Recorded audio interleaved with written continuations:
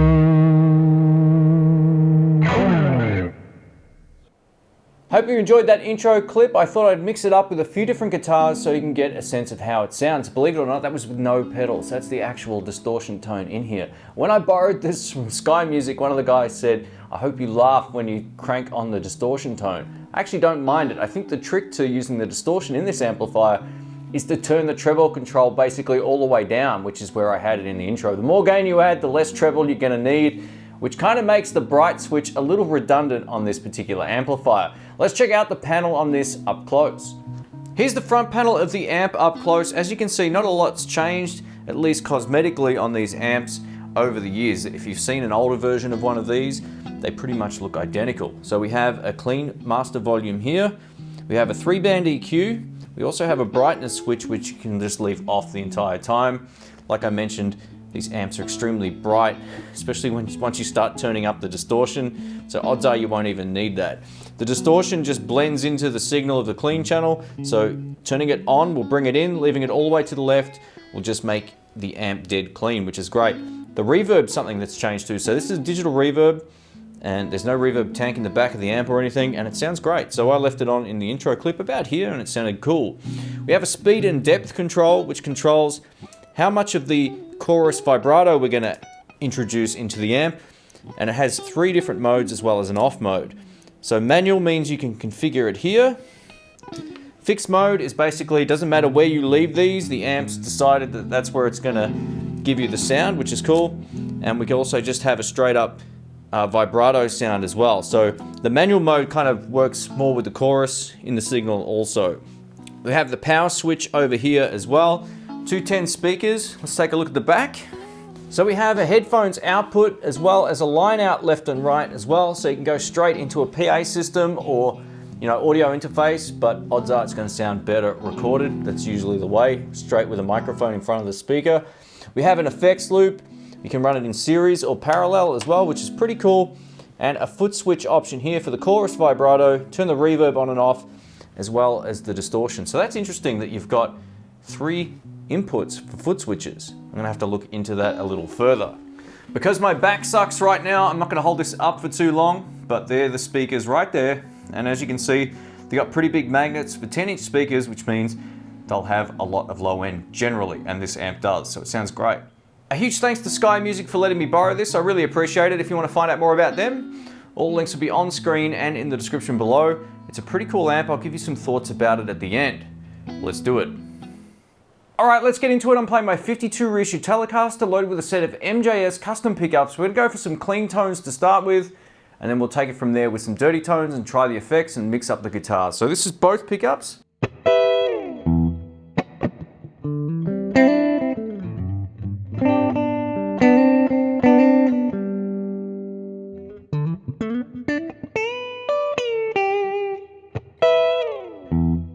Sounds great, neck.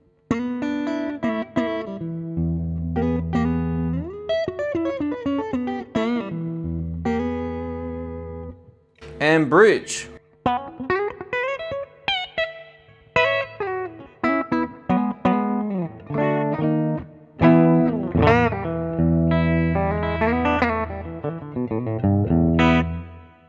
Now I've rolled out quite a lot of high end on the amp because it does get bright pretty quickly. So we'll try that now. Let's put the treble up to about 12 o'clock and we'll hear the difference.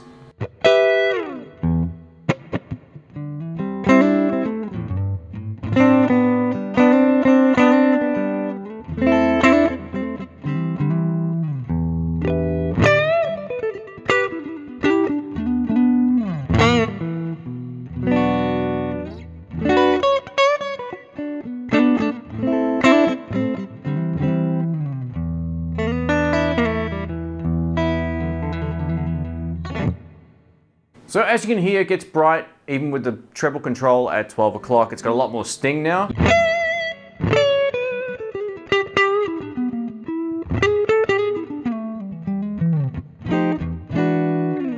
Really feels great to play. And now with the distortion on the amp at 12 o'clock.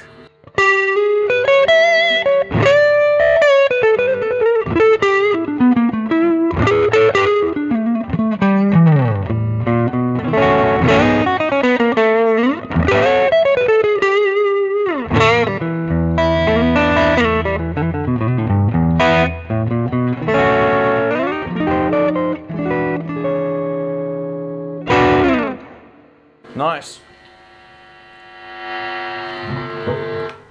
And now with the distortion all the way up, let's try bridge pickup. I get a bit of buzz in here, so just that's not the amp, that's the pickups.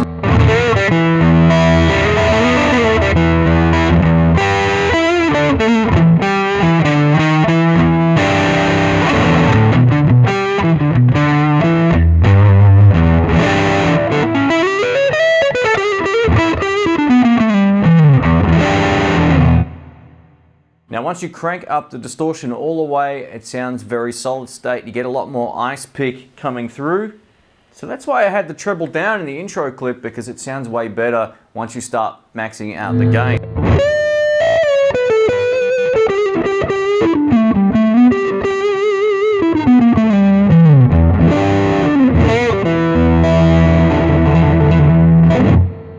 As you can hear, it makes a huge difference to the top end, just winding that down, especially once you stack the gain. It sounds pretty cool. Let's try bridge.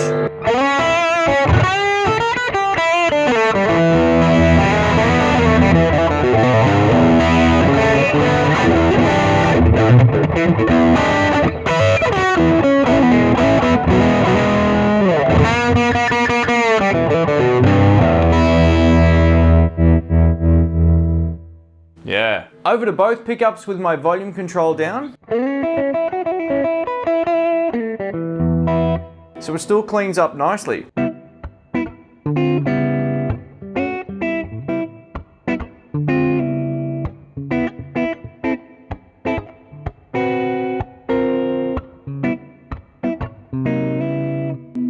little bit more.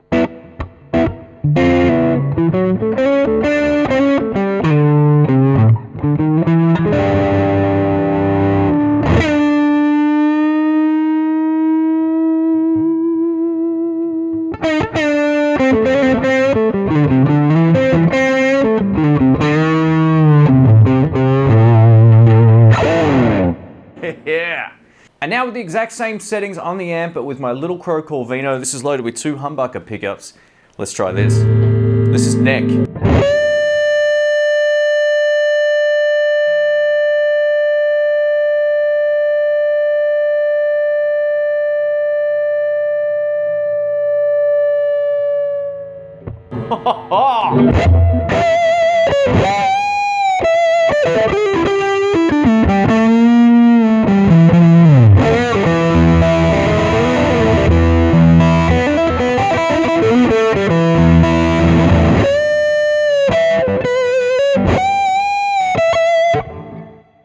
That might be the best sustain I've ever had.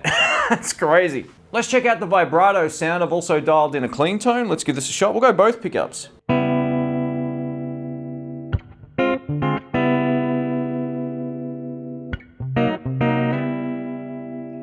Sounds great.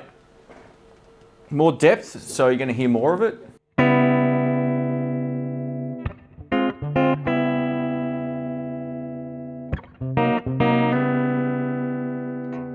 Yeah.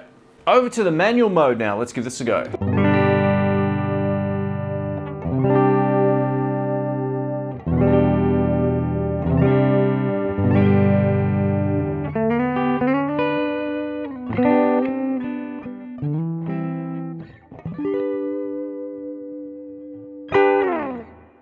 Sounds pretty beautiful.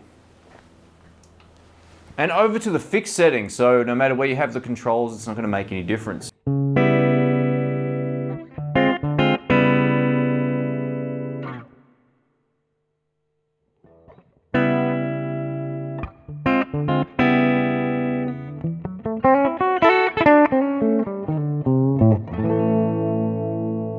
As you can see, I moved the controls just to show you it doesn't do anything. So we can go back to manual.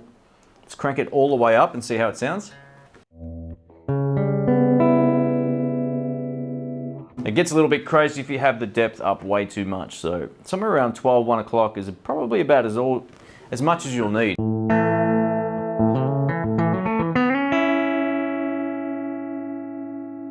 Even that's a bit much actually. Let's back the depth off to about 12.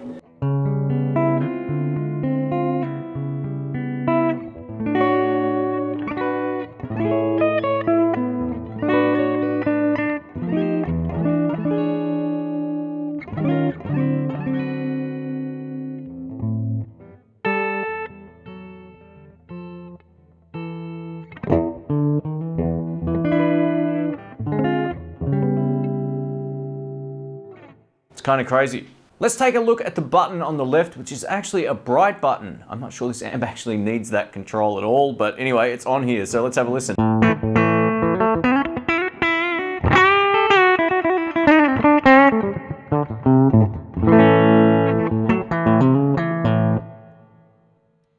Brightness on.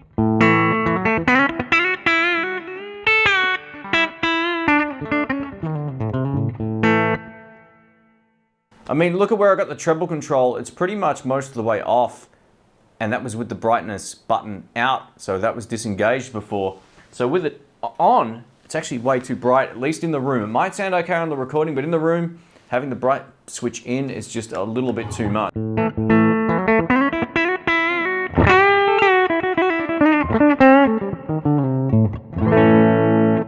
Let's just crank the distortion back up just for one more pass here.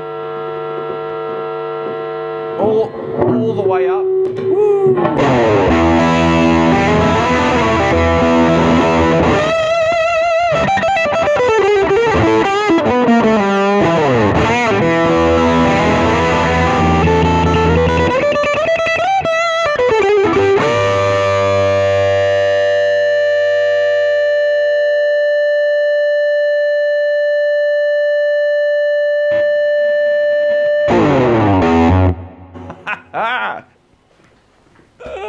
It's crazy. So what are my thoughts and feelings about this Jazz Chorus amplifier? I recently had a chance to play one of these in San Francisco, one of the old ones, and it's really loud. For a solid state amplifier that says it's 40 watts, it really packs a punch. In the room right here, I didn't get the master volume on the clean up past where you saw it in the demo. So I didn't even get it to 12 o'clock. This thing gets really, really loud. It's a great pedal platform amp. I know I didn't show you that in the video, but any good clean channel will allow you to use pedals and it will sound great. I've actually had some experience with that playing it live. And yeah, what can I say? As a pedal platform amp, it's a really great choice. What do I think about the Distortion Channel? It's not bad. It's better than I thought it was going to be. It's not a channel that I've really ever had an experience with up until using this one. That said, if you're going to use the Distortion Channel, turn the treble control down to, you know, where I had it at about 9 o'clock, and also leave the bright switch out. I don't think you'll need that at all. To warm things up, just roll up the mids and add a little bit of low end if you need to as well. But the mids pretty much sort out that ice pick high you'll get if you just basically want to run the distortion all the way up. It's probably, if you're going to buy this, you're probably not going to buy it for the Distortion Channel, but it's not bad. In a pinch at a gig or a jam night, you'll definitely get away with it, no doubt about it. Let me know what you think of the tones that I managed to pull out of this as well, just from using the controls on the amp with no effects. All of the effects in this amp really sound great, including the reverb.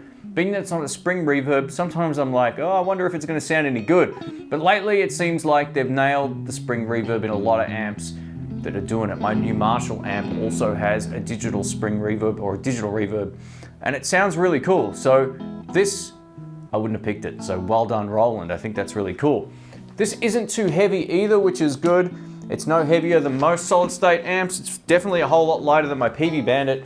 Physically, it's a little bit smaller as well. It is 210s, so it's not a 212 amp, which means, you know, in certain situations you might have some trouble with volume. But like I said, I've played with these enough live, and my friend Ed's got one, and we jam a lot when I'm in San Fran, and they cut the mix, no problems at all. Thanks again, folks, and if you did enjoy this video, please give it a thumbs up. If you have any comments or questions, or if you already own a Roland Jazz Chorus, please let me know in the comments. And I did a little homage there to Albert King in the intro with the Telecaster, because Albert played one of the larger versions of these, I think the 120, and yeah, he pulled out some great tones out of that thing. So yeah, what can I say? They sound pretty cool. Thanks again, guys. Don't forget to subscribe and click the bell, and I'll catch you on the next one. See ya.